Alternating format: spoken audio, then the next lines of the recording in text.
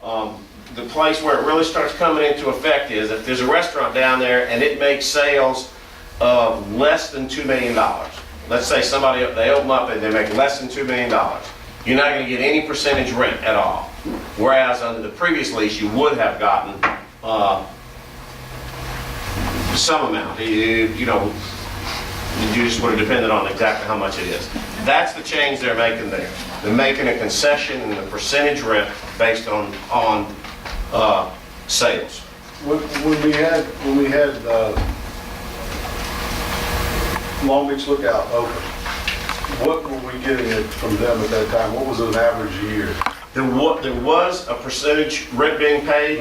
They did exceed that $750,000 threshold, but they never had any kind of year near $3 million or anything like that, as I'm told and as I recall. Or $1.5 million, honestly. I don't think they ever exceeded $1.5 million. So you're looking at those. I'm just wondering where we're going to be operating from anyway. If we're going to operate between $750,000 and $2 million, and we're not going to get anything. That's right.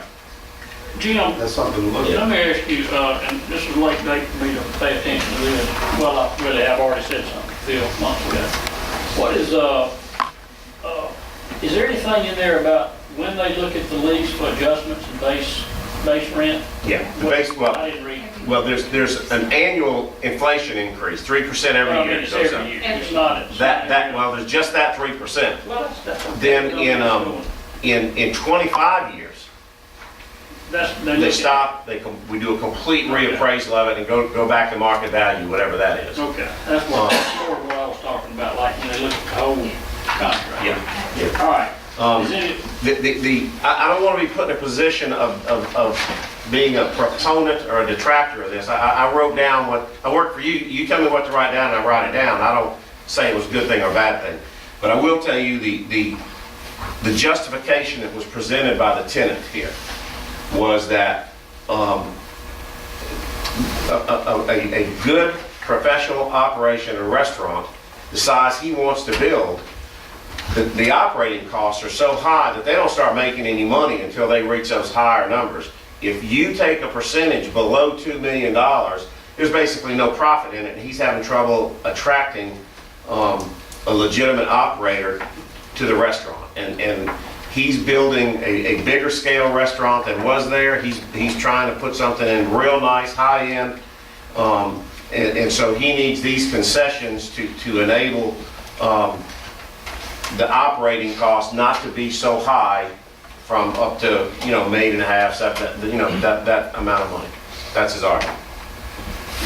That's the first issue. I'll go on to the next issue, or I'll stop and y'all can talk about that, whatever you say. Please do. All right, next issues, go over to page, Article 4, it's 2 pages over. 281. Hey, Jim, can I interrupt you for a second? Sure. Before, just because we're kind of in order, maybe. On item D, on the next page, Yes. I just want to clarify,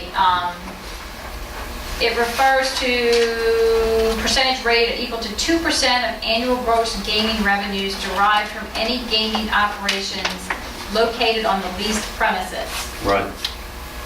The way I read it is the leased premises is the leased premises of this lease in the harbor, and that could allow gaming in the harbor. I understand, that could have been worded better, and of course, that's, like I said, that's old language, that's language that's in the existing lease. That maybe could have been worded better.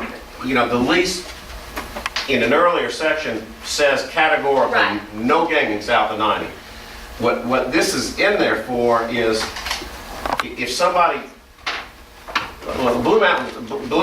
Blue Ridge has this property now. If Blue Ridge ever gets the property to the north, puts it all together in one big parcel and puts a casino on the north, somebody may refer to that as one premises.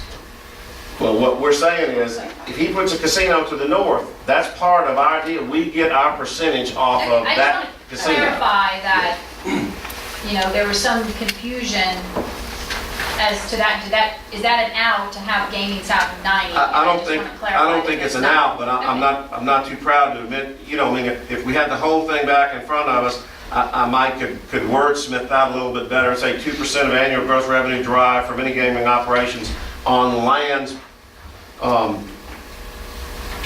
dependent upon or pooled together with. And I might could refine that language a little bit better, but I don't think that this negates Okay. the prohibition that's earlier in the lease. Thank you for letting me clarify. And just to make sure that I'm clear on this, we're talking about the port's money.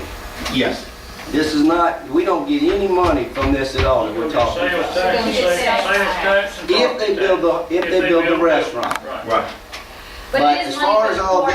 this has nothing to do with the city, this is all with the port. But it Well, is we don't money get for a the dollar port for out of it. No, not expansion. necessarily. It loops back to an extent. I mean, you're not gonna get to put it in your general fund, but it's just all part of activity. Wouldn't be surprised to see that overhead charge go up a little. And The admin fee is definitely on the rise. 2% of the first million coming to us. All right. Remember that, Michael, when we say your fees are now $25,000 a month. Okay. So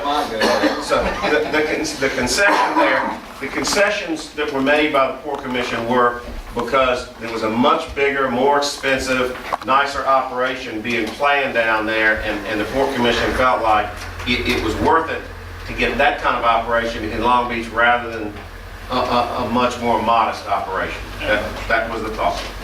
All right, Article 4, the next change. If you look over at page 281, down there, you'll see the construction has to be a minimum of not less than $1.5 million. It was $750,000. Since the tenant wanted these concessions because he was building a bigger building, we insisted that he put in here the additional cost, which he agreed to do. So that $750,000 went up to $1.5 million. He also showed you a rendering, which you approved, at 4,000 square feet. When we looked carefully at that rendering and talked to him about it, that building is 4,000 square feet under roof, but it's not 4,000 square feet heated and cooled. Part of it is the porch that's out in front of it. There was some confusion about that. So we made clear in here that under roof had to be 4,000 square feet, and heated and cooled had to be 2,600 square feet. So he couldn't cut that back. He's fine with that. So that was the only change that's in Article 4. All right, if you turn over the page to section 4.2, that Article 4, that paragraph, we made some real minor changes, but we think important changes here. We added in language that says accompanied by an estimated construction cost and a budget. It's got to cost $1.5 million, but we don't want him to come to us when it's finished and says, here it is. We came in at $1.3 million. I saved a little bit of money. There's really nothing you can do about it.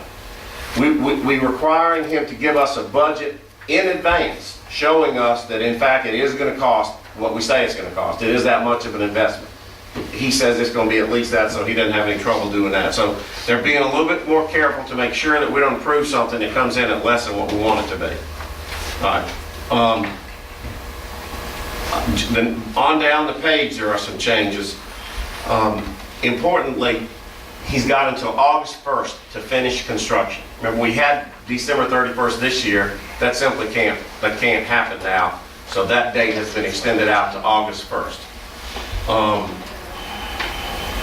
We did two things in there. First of all, he's got a certain number of days to pull his permit and start construction, or we can still terminate. So if Jimmy just doesn't pull a permit, if he just doesn't bring you the plans, if he doesn't do anything within a certain number of days, you can just cancel the lease. You still got that right. But realistically, if he's got $1 million in the ground and August 1st next year comes around and he's not finished, it's my judgment and some of the other people's judgment, you guys aren't going to cancel his lease. You just frustrated. So what we got is this. If he's not finished by August 1st next year, he's got to pay you $1,000 a month every month he's not open.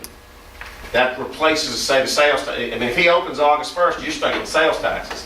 If he doesn't open in August last year, you lose sales taxes. We don't know how much. City, not the. Well, he's got to pay it to the port. Yeah, well, But I mean, the point is, there's a penalty on him if he's late. It's $1,000 a month, which is the only incentive you can put on somebody to make them finish. He didn't like it, but he